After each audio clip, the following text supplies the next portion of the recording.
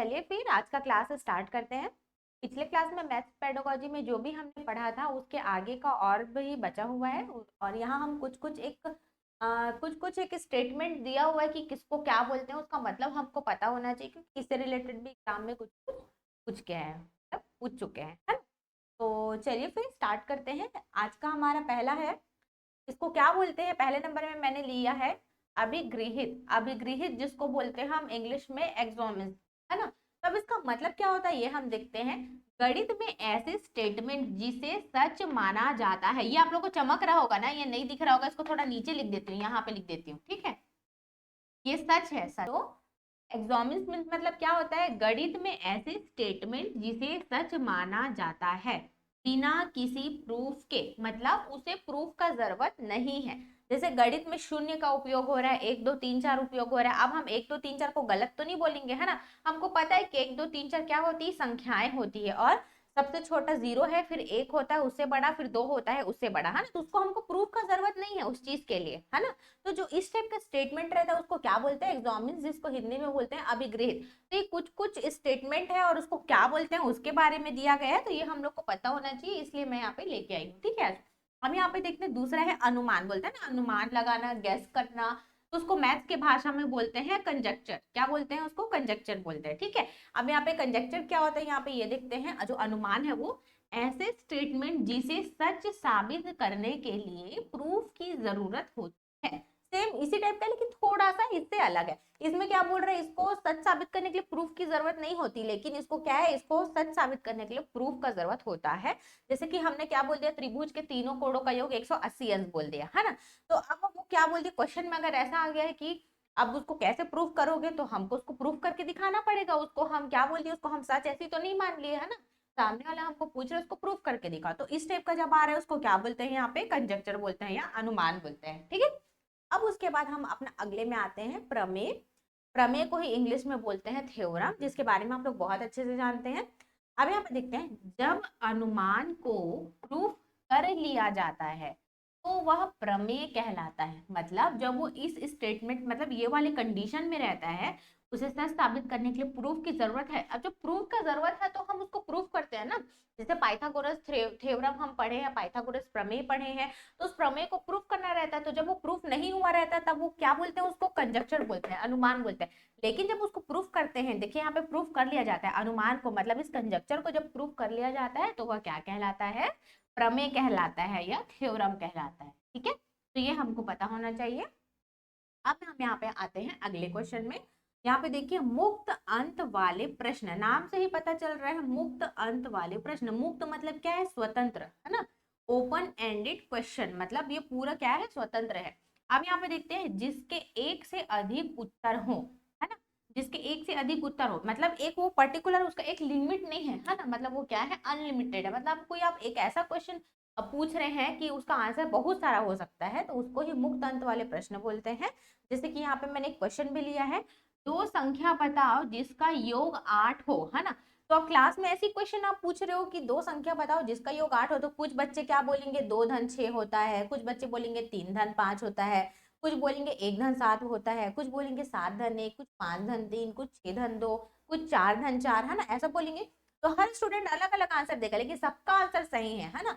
तो यही क्या होता है, मुक्त अंत वाले प्रश्न होते हैं। और हमेशा देखें, यहाँ पे मैंने भी एक चीज और लिखा है, कक्षा में मुक्त अंत वाले प्रश्न पूछना चाहिए। मतलब जो टीचर है उसको हमेशा इस टाइप के क्वेश्चन पूछने चाहिए, है ना, मुक्त अंत वाले प्रश्न की। जैसे कि टीचर बहुत सारे क्वेश्चन पूछ सकते हैं। जैसे पूछेंगे कि आपने नाश्ते में आज क्या क्या खा के आया। जैसे उसको आज पर्यावरण में पोषण का पाठ पढ़ाना होगा, जिसमें कार्बोहाइड्रेट, प्रोटीन, विटामिन, है ना, खाने से रिलेटेड कुछ पढ़ाना होगा। तो जो जो टीचर है वो वैसे ही स्टार्ट करेगी उसको पढ़ाना बच्चों को, आज आपने नाश्ते में क्या क्या खा के आया, आपको पता है उसमें क्या क्या होता है ना। कोई बोलेगा आलू का सब्जी और पराठा, कोई बोलेगा कि ब्रेड खा के आए हैं, है ना। तो ऐसे अलग अलग तरीके से, तो इस तरीके से पूछना होता है मुक्त अंत वाले प्रश्न। हम यहाँ पे देखते हैं बंद अंत वाले प्रश्न। बंद अंत वाले प्रश्न में क्या है, जिसका सिर्फ एक ही उत्तर होता है, ठीक है। जिसका सिर्फ एक ही उत्तर हो मतलब क्या है, वो एकदम लिमिटेड रहेगा, ठीक है। देखिए यहाँ पे सोच लिमिट हो जाती है, और यहाँ पे ऑप्शन वाले प्रश्न, ठीक है। अब यहाँ पे देखिए जैसे क्वेश्चन है और ऑप्शन दे दिया गया है, तो उसमें क्या करना है, कोई एक ही जो आंसर है वो सही होगा, है ना। तो जिसका क्या है उसको हमको पता है कि उसका आंसर यही होगा और कोई दूसरा उसका आंसर नहीं हो सकता। जैसे कि यहाँ पे मैंने क्वेश्चन भी लिया है, इंडिया गेट कहाँ स्थित है या कहाँ है वो, तो उसका आंसर क्या हो जाएगा, इंडिया गेट दिल्ली में है ना।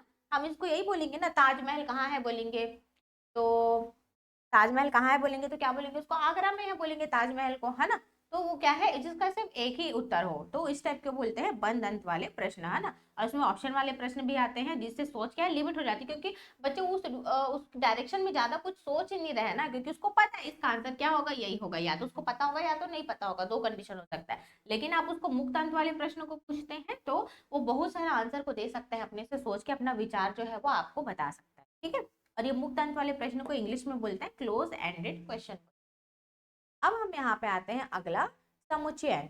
समुच्चयन मतलब क्या होता है, एग्रीगेशन, ठीक है। अब ये एग्रीगेशन क्या है देखते हैं, दो चीजों को जोड़ते हैं, जैसे नाम से ही पता चल रहा है समुच्चय, समुच्चय मतलब क्या होता है, समूह, है ना, दो चीजों को जोड़ना। जैसे कि हमने 5 आम लिया, उसके बाद 3 आम लिया, अब दोनों आम को मिलाए तो कितना आम हो गया, 8 आम हो गया, तो इसको क्या बोलते हैं हम, समुच्चयन, ठीक है।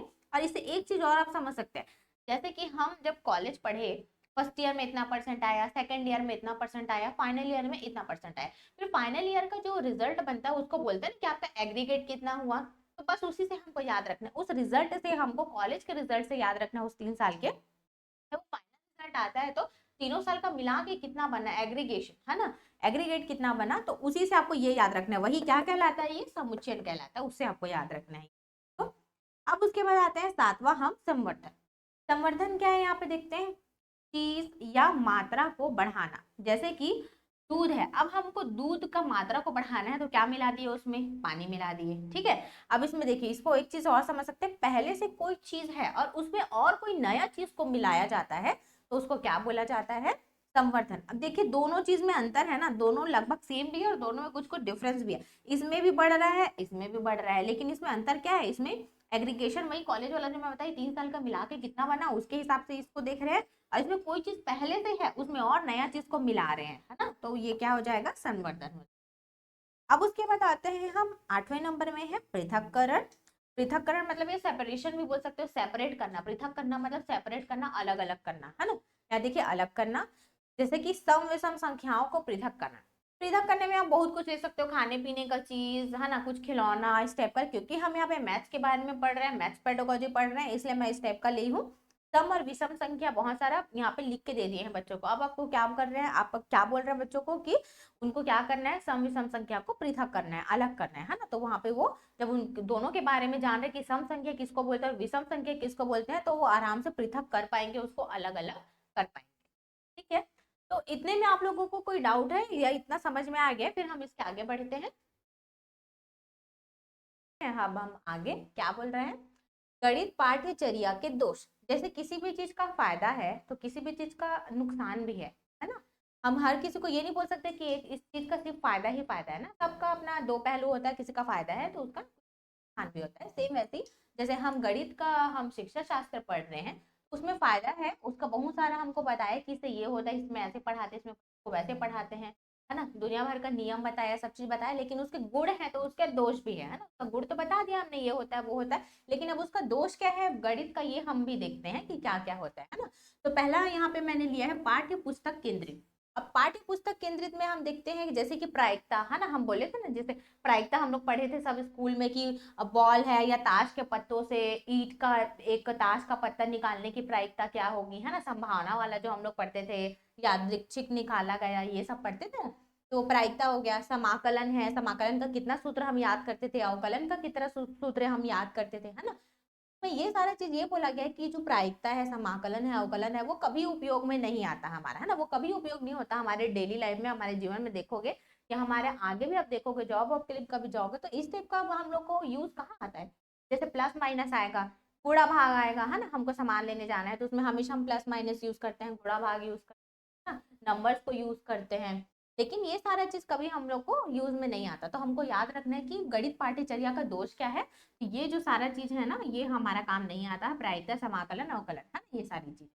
अब यहाँ पे देखते हैं सहसंबंध का भाव, दूसरा हमारा क्या है, सहसंबंध का भाव। अब उसमें क्या है, अन्य विषयों के साथ संबंध नहीं है, जैसे कि हिंदी, हिंदी में गणित को कैसे रिलेट करेंगे, है ना, रिलेट तो नहीं कर सकते।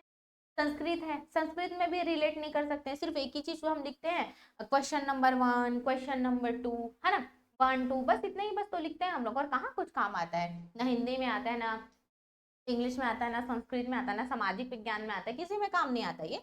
तो यही है कि अन्य विषयों के साथ इसका कोई संबंध नहीं है, तो एक दोष ये भी है। अब उसके बाद हम यहाँ पे देखते हैं तीसरे नंबर में क्या है, लचीलेपन का भाव।